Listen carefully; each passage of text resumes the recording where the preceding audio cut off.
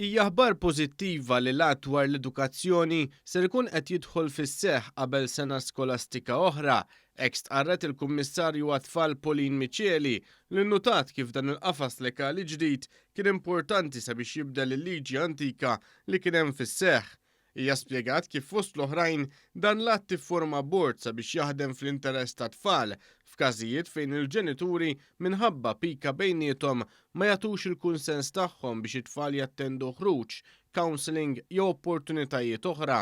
Dan iltaqgħu magħha kontinwament, tfal jiġu mċaħda minn attivitajiet jew ħarġiet jew anke xi counselling.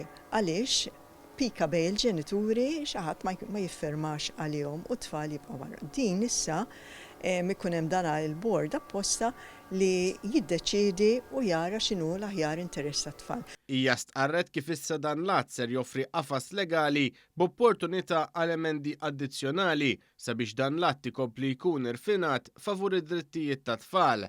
Micheli stqarret kif l-uffiċċju tal-Kummissarju għat-Tfal qed jipproponi fost l-oħrajn li l-kisbiet li saru bit-tagħlim online matul il-pandemija ma jintilfux.